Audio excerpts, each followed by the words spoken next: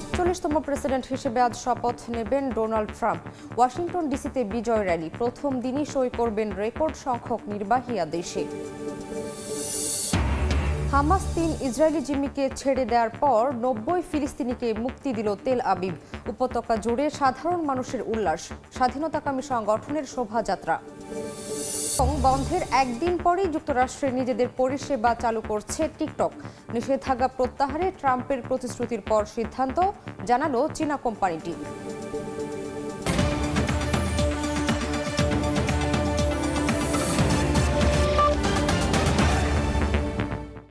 আন্তর্জাতিক সময়ের সঙ্গে আছি আমি শামিমা শাম্মী। যুক্তরাষ্ট্রের ৪৭তম প্রেসিডেন্ট হিসেবে আজ শপথ নেবেন ডোনাল্ড ট্রাম্প। স্থানীয় সময় সকাল ১০টায় ক্যাপিটল হিলে ট্রাম্পের অভিষেক অনুষ্ঠান ঘিরে রাজধানী ওয়াশিংটন ডিসি জুড়ে নেওয়া হয়েছে নিশ্ছিদ্র নিরাপত্তা। জমকালো এই আয়োজনে কয়েকটি দেশের রাষ্ট্র ও সরকার প্রধানের যোগ দেওয়ার কথা রয়েছে। শপথ অনুষ্ঠানে উপস্থিত থাকবেন জো বাইডেন সহ যুক্তরাষ্ট্রের সাবেক প্রেসিডেন্টরা। এর আগে রোববার বিজয় র্যালিতে যোগ দেন ট্রাম্প। প্রথম দিনই রেকর্ড সংখ্যক নির্বাহী আদেশে সই করার ঘোষণা দেন তিনি। ওয়াশিংটন ডিসি থেকে হাসানুজ্জামান সাকির রিপোর্ট।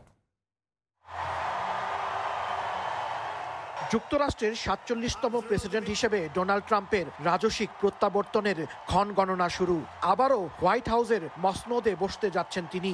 একবার প্রেসিডেন্ট হওয়ার পর হেরে গিয়ে আবারও ক্ষমতায় আসা মার্কিন ইতিহাসে নজিরবিহীন ঘটনা। তাই ঐতিহাসিক অভিষেক অনুষ্ঠান ঘিরে কৌতূহলের অন্ত নেই। আগের দিনের আতশবাজি উৎসবের পর প্রেসিডেন্ট হিসেবে শপথ নেয়ার আগে রোববার সর্বশেষ র্যালিতে অংশ নেন ট্রাম্প। বৈরী আবহাওয়ার মধ্যে ওয়াশিংটন ডিসিতে সমাবেশে অংশ নিয়ে ট্রাম্প বলেন, বিশ্ববাসী এবার নতুন এক আমেরিকা দেখবে।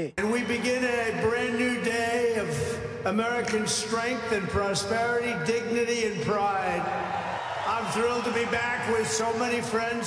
ট্রাম্পের অভিষেক অনুষ্ঠানে যোগ দিতে ওয়াশিংটনে আসছেন বিভিন্ন দেশের রাষ্ট্র ও সরকার প্রধান। এদের মধ্যে আর্জেন্টিনার প্রেসিডেন্ট জাভিয়ার মাইলি ও ইতালির প্রধানমন্ত্রী জর্জিয়া মেলোনির অংশ নেওয়ার কথা রয়েছে। শপথ অনুষ্ঠানে চীনের প্রেসিডেন্ট শি জিনপিং এর প্রতিনিধিত্ব করার কথা দেশটির ভাইস প্রেসিডেন্ট হান ঝেং এর। 1874 সালের পররাষ্ট্র দপ্তরের তথ্য বলছে, মার্কিন যুক্তরাষ্ট্রের ক্ষমতা হস্তান্তর অনুষ্ঠানে কোনো বিদেশি নেতা কখনো যোগ দেননি। সেই দিক দিয়েও এটি হতে যাচ্ছে বিরল এক অভিষেক।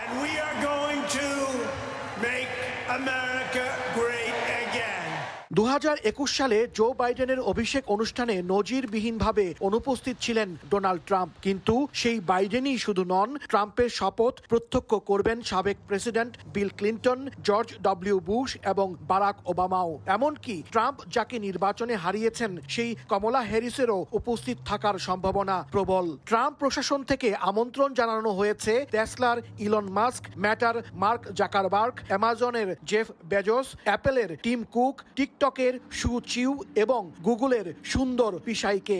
যদিও শপথ অনুষ্ঠানে থাকছেন না সাবেক ফার্স্ট লেডি মিশেল ওবামা ও সাবেক স্পিকার ন্যান্সি পেলোসি। বৈরী আবহাওয়ার মধ্যে হতে চলেছে প্রেসিডেন্ট ডোনাল্ড ট্রাম্পের অভিষেক।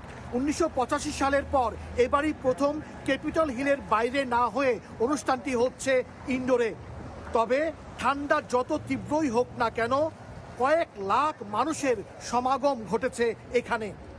রাজধানী জুড়ে নেওয়া হয়েছে কড়া নিরাপত্তা। Hasanuzzaman Saki, Somoy Sangbad, Capitol Hill, Washington DC.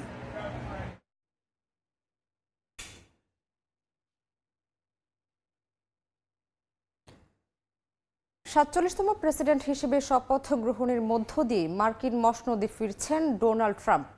কঠোর অভিবাসন নীতি থেকে রাশিয়া ইউক্রেন যুদ্ধের সমাধান, চীনের বিরুদ্ধে কঠোর অবস্থান থেকে পরিবেশ নীতিতে রদবদল। ট্রাম্পের দ্বিতীয় মেয়াদে আসন্ন পরিবর্তনগুলো নিয়ে রয়েছে নানা জল্পনা কল্পনা। তবে নির্বাচনী প্রতিশ্রুতি বাস্তবায়নে দৃঢ় প্রতিজ্ঞ ট্রাম্প। যুক্তরাষ্ট্রের প্রেসিডেন্ট নির্বাচনে জয়ের মধ্য দিয়ে দীর্ঘ 4 বছর পর হোয়াইট হাউসে ফিরছেন ডোনাল্ড ট্রাম্প। ক্ষমতা গ্রহণের পরপরই নির্বাচনী প্রতিশ্রুতি বাস্তবায়নে দ্রুত পদক্ষেপ নেবেন তিনি, এমনটাই মনে করছেন রাজনৈতিক বিশ্লেষকরা। একই সঙ্গে তার প্রথম মেয়াদে শুরু হওয়া অসম্পন্ন কাজগুলো এগিয়ে নেবেন বলেও মত। ব্যাপক পরিবর্তন আসতে পারে যুক্তরাষ্ট্রের পররাষ্ট্র নীতিতেও। সম্প্রতি ট্রাম্প তার সামাজিক মাধ্যম ট্রুথ সোশ্যালে কানাডাকে যুক্তরাষ্ট্রের অংশ হিসেবে দেখানো মার্কিন পতাকা সম্বলিত এক মানচিত্র শেয়ার করেছেন। এরপরই বিশ্বব্যাপী কানাডার সার্বভৌমত্ব, কূটনীতি ও জাতীয় পরিচয় নিয়ে তুমুল আলোড়ন তৈরি হয়। ট্রাম্পের এই পদক্ষেপকে যুক্তরাষ্ট্রের সাথে কানাডার সম্পর্কে টানাপোড়েনের নতুন মোড় হিসেবে দেখছেন বিশেষজ্ঞরা। আরও শীতল হতে পারে চীনের সঙ্গে যুক্তরাষ্ট্রের সম্পর্ক। ট্রাম্প প্রশাসনের অনেকেই চীনকে যুক্তরাষ্ট্রের অর্থনীতি ও সামরিক নিয়ন্ত্রণের ক্ষেত্রে বড় হুমকি হিসেবে দেখছেন। পররাষ্ট্রমন্ত্রী হিসেবে ট্রাম্পের মনোনয়ন পাওয়া মার্ক রুবিও চীনকে যুক্তরাষ্ট্রের সবচেয়ে আগ্রাসী প্রতিপক্ষ হিসেবে আখ্যা দিয়েছেন। শুল্ক রপ্তানি নিয়ন্ত্রণে চীনের ব্যাপারে আরও কঠোর হবেন ট্রাম্প, এমনটাই মনে করছেন বিশ্লেষকরা। ডোনাল্ড ট্রাম্প 2016 সালে প্রেসিডেন্ট হওয়ার পর পরিবেশ সুরক্ষা নীতির বিরুদ্ধে পদক্ষেপ নেন এবং প্যারিস জলবায়ু চুক্তি থেকে যুক্তরাষ্ট্রকে প্রত্যাহার করেন। এবারও নির্বাচনী প্রচারণায় তিনি পরিবেশ নীতিতে কাটছাঁট করার ঘোষণা দিয়েছেন আগে থেকেই, যা মূলত যুক্তরাষ্ট্রের গাড়ি শিল্পকে সহায়তা করার জন্যই। এছাড়া ইলেকট্রিক গাড়ি বিরোধী হিসেবে পরিচিত ট্রাম্প জীবাশ্ম জ্বালানি উৎপাদন বাড়ানোর কথাও বলেছেন। আমিরুল ইসলাম আলিফ, সময় সংবাদ। মার্কিন প্রেসিডেন্ট হিসেবে বেশ কিছু চ্যালেঞ্জের মুখে দ্বিতীয় মেয়াদে নির্বাচিত হওয়া ডোনাল্ড ট্রাম্প। বিশ্লেষকরা বলছেন, বৈশ্বিক চ্যালেঞ্জগুলো মোকাবিলা করে কৌশলগতভাবে বিশ্বের বড় শক্তির সঙ্গে সম্পর্ক স্থাপন করতে হবে। বাইডেন প্রশাসন যেমন রাশিয়া, চীন, ইরান এবং ব্যাপক পরিচিতি, কৌশলী রাজনীতি, হেনস্থা আর কটূক্তি সব মিলিয়ে উত্থান পতন আর বিতর্কিত জীবন বিলিয়নিয়র ডোনাল্ড ট্রাম্পের। মিলিটারি স্কুলে পড়ালেখা, এরপর বাবার ব্যবসার দায়িত্বভার হাতে তুলে নেওয়া। ছিলেন টেলিভিশন ব্যক্তিত্ব। নানা চড়াই উতরাই পার হয়ে তার পদচারণা রাজনীতির অঙ্গনে। যুক্তরাষ্ট্রের একজন বড় ব্যবসায়ী বাবার ঘরে 1946 সালে জন্ম ডোনাল্ড ট্রাম্পের। 13 বছর বয়সে স্কুলে দুষ্টুমি করায় বাবা ভর্তি করিয়ে দেন মিলিটারি স্কুলে। এরপর পেনসিলভ্যানিয়া বিশ্ববিদ্যালয়ের ওয়ালটন স্কুল থেকে অর্জন করেন ডিগ্রি। তার ইচ্ছা না থাকা সত্ত্বেও ভাই পাইলট হওয়ার সিদ্ধান্ত নিলে বাবার ইচ্ছায় পারিবারিক ব্যবসায় যোগ দেন তিনি। বাবার সাহচর্যে থাকায় তাকেই মানতেন তার অনুপ্রেরণার উৎস হিসেবে। প্রথমে বাবার বিভিন্ন প্রজেক্টে দেখাশোনা, এরপর বাবার কাছ থেকে $10 লাখ ঋণ নিয়ে নামেন রিয়েল এস্টেট ব্যবসায়। হন নিউ ইয়র্কের রিয়েল এস্টেট সংগঠনের সভাপতি। পরে ক্যাসিনো, গল্ফ কোর্স ও হোটেল সহ আরো নানা ধরনের ব্যবসার সঙ্গে জড়িত হন তিনি। তার ব্যবসার পরিধি বিস্তৃত হয় বিশ্বজুড়ে। যুক্তরাষ্ট্রের আটলান্টিক সিটি, শিকাগো ও লাস ভেগাস ছাড়াও ভারত, তুরস্ক ও ফিলিপিন্সে শাখা খোলে তার প্রতিষ্ঠান। বিনোদন জগতেও বেশ খ্যাতি কুড়ান তিনি। প্রথমে বিখ্যাত হয়ে ওঠেন মিস ইউনিভার্স, মিস ইউএসএ এবং মিস টিন ইউএসএ সৌন্দর্য প্রতিযোগিতার আয়োজক সংস্থার মালিক হিসেবে। তারপর এনবিসি টেলিভিশনের দ্য অ্যাপ্রেন্টিসের স্রষ্টা হিসেবে। লিখেছেন বেশ কয়েকটি বইও। সাম্প্রতিক বছরগুলোতে তার মোট সম্পদের পরিমাণ কমে গেছে। তারপরেও ফোর্বসের তথ্য অনুযায়ী বর্তমানে তার মোট সম্পদের পরিমাণ প্রায় $400 কোটি। 6 বার ব্যবসায় দেউলিয়া হয়েছেন বলে দাবি করেছেন নিজেই। ট্রাম্প বিশ্ববিদ্যালয় সহ তার বেশ কয়েকটা উদ্যোগও বন্ধ হয়ে গেছে। ট্রাম্পের ব্যক্তিগত জীবন বরাবরই ব্যাপকভাবে বিতর্কিত। তার প্রথম স্ত্রী ইভানা জেলনিকোভা, তাদের ঘরে 3 সন্তান ডোনাল্ড জুনিয়র, ইভাঙ্কা এবং এরিক। তবে 1990 সালে বিবাহ বিচ্ছেদ হয়ে যায় দুজনের। বিচ্ছেদের সময় আদালতে তাদের আইনি লড়াই নিয়মিত গসিপে পরিণত হয়েছিল। তার দ্বিতীয় স্ত্রী অভিনেত্রী মার্লা ম্যাপলস। এই ঘরে ট্রাম্পের একটাই মাত্র সন্তান টিফানি। টিফানির জন্মের 2 মাস পর 1993 সালে মার্লা ম্যাপলস এবং ডোনাল্ড ট্রাম্প বৈবাহিক সম্পর্কে আবদ্ধ হন। 1999 সালে তাদের বিবাহ বিচ্ছেদ হয়। বর্তমানে স্ত্রী মেলানিয়ার সঙ্গে আছে তার এক ছেলে সন্তান, নাম ব্যারন। ডোনাল্ড ট্রাম্পের ব্যক্তিগত জীবনে একাধিক বিতর্কিত অধ্যায় রয়েছে। একাধিকবার যৌন নির্যাতন ও বিবাহ বহির্ভূত সম্পর্কের অভিযোগ উঠেছে তার বিরুদ্ধে। বিভিন্ন সময় লেখিকা থেকে শুরু করে পর্ণ তারকা তার বিরুদ্ধে তুলেছেন যৌন নিপীড়নের অভিযোগ।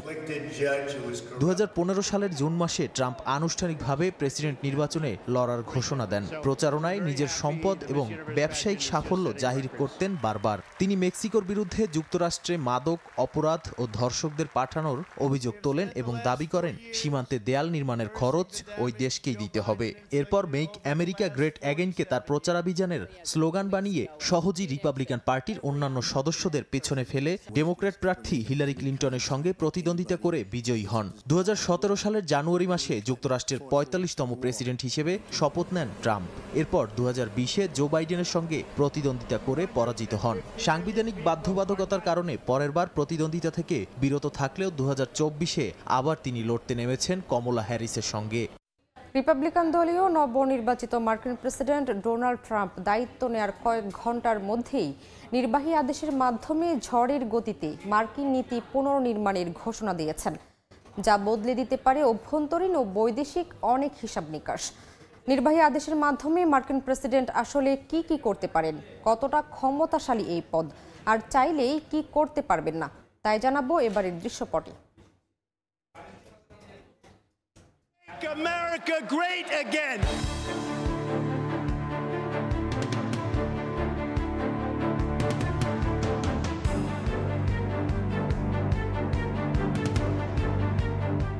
নির্বাহী আদেশ হলো একতরফাভাবে প্রেসিডেন্টের জারি করা একটি আদেশ, যার আবার আইনের বল রয়েছে, অর্থাৎ আইনি ভিত্তি রয়েছে। ডোনাল্ড ট্রাম্প তার প্রথম মেয়াদে প্রেসিডেন্টের সর্বোচ্চ ক্ষমতা ব্যবহার করে বেশ কিছু নির্বাহী আদেশ জারি করেছেন। উল্লেখযোগ্য নির্বাহী আদেশের মধ্যে রয়েছে যুক্তরাষ্ট্র ভ্রমণে মুসলিম সংখ্যাগরিষ্ঠ দেশের উপর নিষেধাজ্ঞা জারি করা। সে সময় Syria, Iraq, Iran, Libya, Somalia, Sudan ও ইয়েমেনের নাগরিকদের যুক্তরাষ্ট্রে প্রবেশে নিষেধাজ্ঞা আরোপ করেন ট্রাম্প। এ নিয়ে যদিও সে সময় বেশ তোপের মুখেই পড়তে হয় ট্রাম্পকে। এছাড়া উত্তর মেরু অঞ্চলে লোকজ সংস্কৃতির প্রয়োজনীয়তা, বন্যপ্রাণী এবং সামুদ্রিক প্রাণী সংরক্ষণের উদ্দেশ্যে অফশোর তেল ও গ্যাস উত্তোলনের উপর স্থায়ী নিষেধাজ্ঞা জারি করেছিলেন সাবেক মার্কিন প্রেসিডেন্ট বারাক ওবামা। কিন্তু ক্ষমতায় এসেই তা প্রত্যাহার করে তেল অনুসন্ধানের জন্য আবারও নির্দেশ দেন ডোনাল্ড ট্রাম্প। প্রথম মেয়াদেই ট্রাম্প 220টি নির্বাহী আদেশ জারি করেন। জিমি কার্টারের পরেই 4 বছরের মেয়াদে অন্য যে কোনো প্রেসিডেন্টের চেয়ে সবচেয়ে বেশি সর্বোচ্চ ক্ষমতার ব্যবহার করেছেন ট্রাম্প। প্রেসিডেন্ট জো বাইডেন 13 জানুয়ারি পর্যন্ত 155টি নির্বাহী আদেশ জারি করেছেন।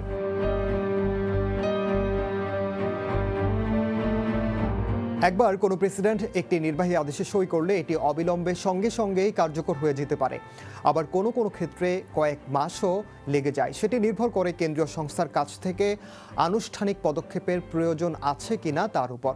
উদাহরণস্বরূপ বলা যায়, মুসলিমদের ওপর নিষেধাজ্ঞা সঙ্গে সঙ্গেই কার্যকর হয়, কারণ এটি 1952 সালের একটি কেন্দ্রীয় আইনের আওতায় ছিল, যে আইনে স্পষ্টভাবে বলা আছে, প্রেসিডেন্ট যদি মনে করেন দেশের বাইরের যে কোনো শ্রেণীর মানুষ যুক্তরাষ্ট্রের জন্য হুমকি স্বরূপ বা ক্ষতির কারণ, তাহলে প্রেসিডেন্ট তার ক্ষমতা ব্যবহার করতে পারবেন।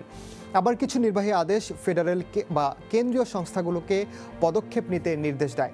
যেমন মার্কিন সুপ্রিম কোর্ট অঙ্গরাজ্যগুলোকে গর্ভপাত নিষিদ্ধ করার অনুমতি দেওয়ার পর প্রেসিডেন্ট জো বাইডেন স্বাস্থ্য সংস্থাগুলোকে গর্ভপাতের অধিকার সুরক্ষিত করার জন্য পদক্ষেপ নেয়ার নির্দেশ দেন। এর কোনো তাৎক্ষণিক প্রভাব ছিল না, কিন্তু পরবর্তী সময়ে সংস্থাগুলো সাধারণ নিয়ম তৈরির প্রক্রিয়ার মাধ্যমে নতুন নিয়ম পাশ করে, যেমন গর্ভপাত করার সময় গোপনীয়তা রক্ষা করার জন্য নির্দেশনা দেওয়া হয়।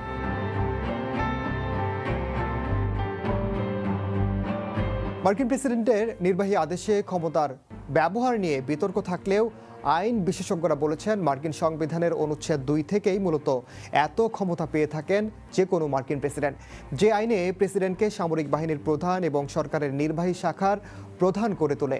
সেই সঙ্গে কংগ্রেসই মূলত প্রেসিডেন্টকে স্পষ্টভাবে ক্ষমতা দিয়ে থাকে।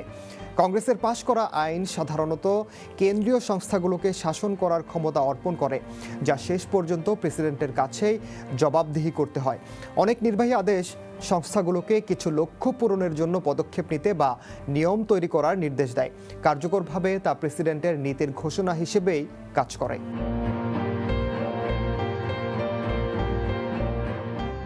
কোনো মার্কিন প্রেসিডেন্ট চাইলেই কেবলমাত্র একটি নির্বাহী আদেশ জারি করে সংবিধান বা কংগ্রেসের বিশেষভাবে তাকে দেয়া ক্ষমতার বাইরে নতুন আইন তৈরি করতে পারবেন না।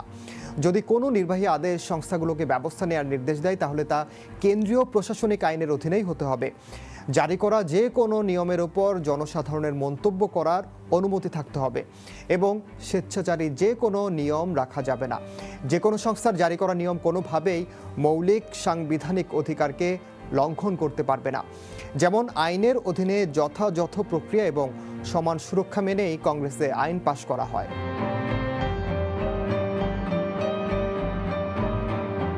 প্রেসিডেন্টের জারি করা নির্বাহী আদেশ চাইলে আদালতে চ্যালেঞ্জ করা যেতে পারে। প্রেসিডেন্টের কর্তৃত্ব বা ক্ষমতার অতি ব্যবহারও আদালত অবরুদ্ধ করে দিয়েছে এমন নজির রয়েছে। 2017 সালে অভিবাসন নীতি মেনে না চলার অভিযোগ এনে কয়েকটি শহরে কেন্দ্রীয় তহবিল বন্ধ করে দেওয়ার নির্দেশ দেন ডোনাল্ড ট্রাম্প। সে সময় একজন বিচারক ট্রাম্পের ওই আদেশকে অবরুদ্ধ করে দেন, যেখানে বলা হয় কংগ্রেস অনুমোদিত ফেডারেল ব্যয়ের ওপর নতুন শর্ত আরোপ করতে পারবেন না প্রেসিডেন্ট।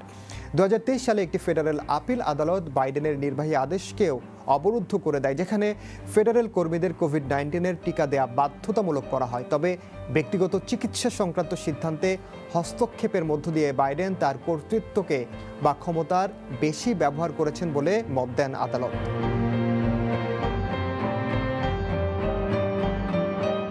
হোয়াইট হাউসে দায়িত্ব নেওয়ার প্রথম দিন থেকে একের পর এক নির্বাহী আদেশ জারির পরিকল্পনা রয়েছে নবনির্বাচিত মার্কিন প্রেসিডেন্ট ডোনাল্ড ট্রাম্পের। প্রথম দিনেই 100 নির্বাহী আদেশ জারি করবেন তিনি। সীমান্ত সংকট, অভিবাসী প্রত্যাবাসন সহ অগ্রাধিকার ভিত্তিতে নানা ইস্যুতে ধাপে ধাপে জারি করা হবে এসব আদেশ। ক্যাপিটল হিলে রিপাবলিকান সিনেটরদের সঙ্গে ব্যক্তিগত এক বৈঠকে এই পরিকল্পনার কথা জানিয়েছেন ট্রাম্প নিজেই।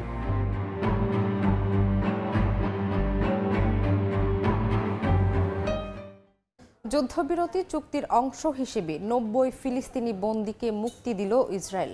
এর আগে 3 ইসরায়েলি জিম্মিকে মুক্তি দেয় হামাস। রোববার দীর্ঘ 15 মাস রক্তক্ষয়ের পর গাজায় কার্যকর হয় বহুল প্রতীক্ষিত যুদ্ধবিরতি। এদিকে এই চুক্তির জন্য কৃতিত্ব নিয়েছেন নবনির্বাচিত মার্কিন প্রেসিডেন্ট ডোনাল্ড ট্রাম্প। যুদ্ধবিরতি চুক্তির অংশ হিসেবে রোববার রাতে ইসরায়েলের কারাগার থেকে মুক্তি দেয়া হয় 90 ফিলিস্তিনিকে। তাদেরকে বহনকারী বাস ফিলিস্তিনি ভূখণ্ডে প্রবেশ করলে ঘিরে ধরে শত শত মানুষ, আতশবাজি ফোটানো হয়। চুক্তির আওতায় একজন ইসরায়েলি জিম্মির মুক্তির বিনিময়ে 30 ফিলিস্তিনি বন্দীকে ছেড়ে দেবে নেতানিয়াহু প্রশাসন। মুক্তিপ্রাপ্ত বন্দীদের প্রাথমিক চিকিৎসার জন্য খান ইউনিস হাসপাতালে পাঠানো হবে বলে জানায় গাজার স্বাস্থ্য মন্ত্রণালয়। এদিন যুক্তরাষ্ট্রে আয়োজিত একটি সমাবেশে যুদ্ধবিরতি চুক্তিতে অবদান রাখার জন্য ডোনাল্ড ট্রাম্পকে ধন্যবাদ জানায় হামাসের হাতে জিম্মি থাকা ইসরায়েলিদের পরিবারের সদস্যরা। এই চুক্তির জন্য আবারও নিজেকে কৃতিত্ব দিয়েছেন নবনির্বাচিত মার্কিন প্রেসিডেন্ট ডোনাল্ড ট্রাম্প। বলেন, নভেম্বরে তার ঐতিহাসিক বিজয়ের ফল হচ্ছে এই চুক্তি। এর আগে গাজায় যুদ্ধবিরতি কার্যকরের প্রথম দিনে 3 ইসরায়েলি জিম্মি রনি গনেন, ডোরেন স্টেইনব্রেচার এবং এমিলি দামিরিকে মুক্তি দেয় ফিলিস্তিনের স্বাধীনতাকামী সংগঠন হামাস। এরপর তাদেরকে রেড ক্রসিং এর হাতে তুলে দেয়া হয়। পরে তাদেরকে ইসরায়েলে নিয়ে যাওয়ার পর উন্নত চিকিৎসার জন্য হাসপাতালে ভর্তি করা হয়। একদিন পর আবারও যুক্তরাষ্ট্রে নিজেদের পরিষেবা চালু করতে যাচ্ছে জনপ্রিয় ভিডিও শেয়ারিং অ্যাপ টিকটক। নবনির্বাচিত মার্কিন প্রেসিডেন্ট ডোনাল্ড ট্রাম্পের প্রতিশ্রুতির পর এই সিদ্ধান্ত নিয়েছে চীনা প্রতিষ্ঠানটি। ট্রাম্প প্রতিশ্রুতি দিয়েছেন, শপথ নেয়ার পর বিশেষ নির্বাহী আদেশে টিকটকের ওপর থেকে নিষেধাজ্ঞা প্রত্যাহার করে নেবেন। ট্রাম্পকে ধন্যবাদ জানিয়েছে টিকটক কর্তৃপক্ষ। জনপ্রিয় ভিডিও শেয়ারিং অ্যাপ টিকটক বিশ্বজুড়ে কোটি কোটি ব্যবহারকারী চীনা এই অ্যাপটি ব্যবহার করেন। শুধুমাত্র যুক্তরাষ্ট্রেই টিকটক ব্যবহার করেন 17 কোটির বেশি মানুষ, যাদের মধ্যে 70 লাখের বেশি ক্ষুদ্র ব্যবসার সঙ্গে জড়িত। স্থানীয় সময় শনিবার দেশটিতে বন্ধ করা হয় টিকটক। জাতীয় নিরাপত্তার জন্য হুমকি দেখিয়ে অ্যাপটি নিষিদ্ধ করা হয় যুক্তরাষ্ট্রে। নিষেধাজ্ঞা কার্যকরের পরই দেশ জুড়ে অফলাইনে চলে যায় অ্যাপটি। মুছে ফেলা হয় গুগল এবং অ্যাপল স্টোর থেকেও। তবে বন্ধ হওয়ার কয়েক ঘন্টা পরই দেশটিতে আবারও নিজেদের কার্যক্রম শুরুর ঘোষণা দিয়েছে টিকটক কর্তৃপক্ষ। নবনির্বাচিত মার্কিন প্রেসিডেন্ট ডোনাল্ড ট্রাম্পের দেয়া প্রতিশ্রুতির পর এই সিদ্ধান্ত নেওয়া হয়েছে বলে জানায় টিকটক কর্তৃপক্ষ। নিজের সামাজিক যোগাযোগ মাধ্যম ট্রুথ সোশ্যালে এক পোস্টে ট্রাম্প জানান, টিকটকের ওপর থেকে নিষেধাজ্ঞা প্রত্যাহার করতে তিনি একটি নির্বাহী আদেশ জারি করবেন, যেখানে জানিয়ে দেয়া হবে কোনো প্রতিষ্ঠান টিকটকের সঙ্গে কাজ করলে তাদের সমস্যার সম্মুখীন হতে হবে না। সোমবার দায়িত্ব নেওয়ার পর অ্যাপটি চালিয়ে যাওয়ার অনুমতি দেবেন বলে জানান ট্রাম্প। তার এমন ঘোষণায় স্বস্তি প্রকাশ করছে টিকটক কর্তৃপক্ষ। একই সঙ্গে ট্রাম্পকে ধন্যবাদ জানিয়েছে প্রতিষ্ঠানটি। অর্জিতা শাহজিন, সময় সংবাদ। স্টিলটেক মানে গুণগত মানের নিশ্চয়তা। It's all about stainless style. আন্তর্জাতিক সময় আরও থাকছে। করোনা মহামারীর 2 বছর পরও অর্থনীতির চাকা সচল হয়নি অস্ট্রেলিয়ার। বেড়েছে জীবনযাত্রার ব্যয়। স্বপ্ন ফিকে হয়ে যাচ্ছে বাংলাদেশি সহ বিদেশি শিক্ষার্থীদের। সময় করোনা মহামারীর 2 বছর পরও অর্থনীতির চাকা সচল হয়নি অস্ট্রেলিয়ার। অনেকটাই বেড়ে গেছে জীবনযাত্রার ব্যয়। এতে পিছিয়ে পড়ে নিম্ন ও মধ্য আয়ের মানুষরা। খণ্ডকালীন চাকরি করে নিজের টিউশন ফি জোগাড়ের স্বপ্ন ফিকে হয়ে যাচ্ছে বাংলাদেশি সহ বিভিন্ন দেশের শিক্ষার্থীদের। অস্ট্রেলিয়া থেকে SM আমিনুল রুবেলের রিপোর্টে বিস্তারিত। সম্পদের পরিমাণ বিবেচনায় অস্ট্রেলিয়ার মানুষ পৃথিবীর সবচেয়ে ধনী। গত বছর দেশটিতে স্থায়ী চাকরিজীবীদের বাৎসরিক গড় আয় ছিল $100,000 বেশি। তবে গত 4 বছর ধরে শক্তিশালী অর্থনীতির দেশটিতে তাদের নাগরিকদের স্বাচ্ছন্দ্যের জীবন বজায় রাখতে ব্যর্থ হচ্ছে।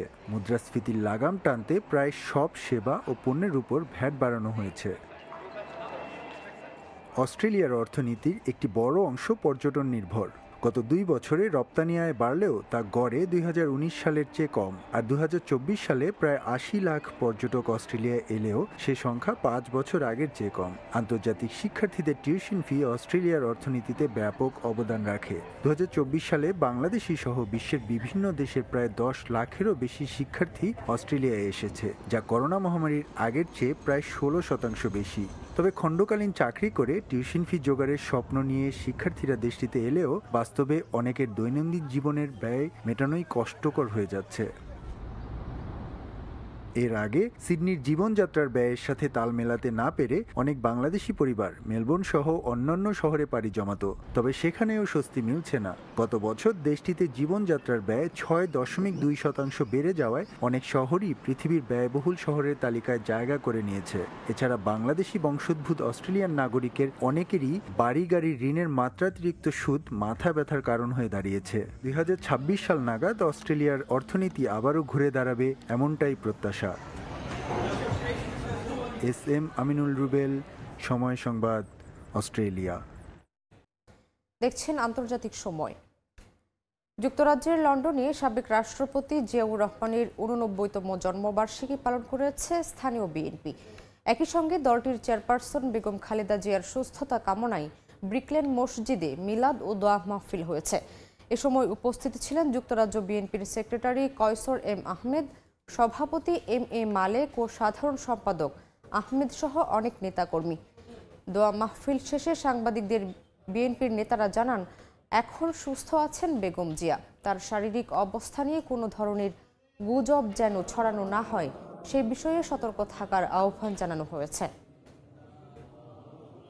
আজকে যুক্তরাজ্য বিএনপি আয়োজিত বাংলাদেশের স্বাধীনতার ঘোষক, বাংলাদেশের প্রথম রাষ্ট্রপতি শহীদ প্রেসিডেন্ট জিয়াউর রহমানের শুভ জন্মদিন উপলক্ষে যুক্তরাজ্য বিএনপি আয়োজিত এই ব্রিকলেন জামে মসজিদে মিলাদ এবং দোয়া মাহফিল হয়েছে। এখন অন্তর্বর্তীকালীন সরকার যাতে দ্রুত সময়ের মধ্যে একটি গণতান্ত্রিক সরকারের কাছে হস্তান্তর করে, এটা আজকে আমাদের এই দিনের দাবি। কে কোন পত্রিকায় কি লিখলো এটাতে কান না দেওয়ার জন্য আপনাদেরকে অনুরোধ করব। আপনারা অপেক্ষা করুন, ডাক্তার জাহিদ সাহেব এবং ব্রিফিং করবেন। ব্রিফিং করার পরে আপনারা খবর পাবেন। কিন্তু মা বেগম খালেদা জিয়া ভালো আছেন।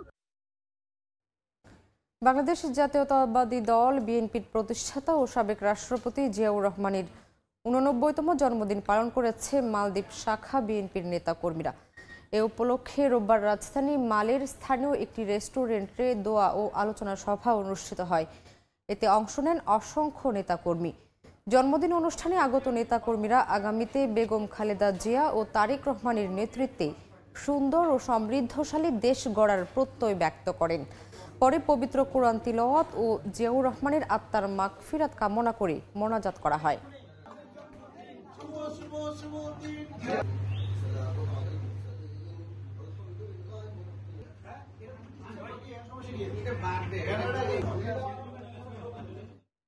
আন্তর্জাতিক সময়ের শীর্ষ সংবাদগুলো জানিয়ে দিচ্ছি আরেকবার।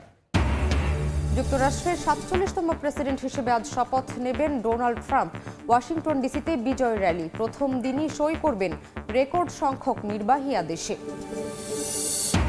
হামাস 3 ইসরায়েলি জিম্মিকে ছেড়ে দেওয়ার পর 90 ফিলিস্তিনিকে মুক্তি দিল তেল আবিব। উপত্যকা জুড়ে সাধারণ মানুষের উল্লাস। স্বাধীনতাকামী সংগঠনের শোভাযাত্রা।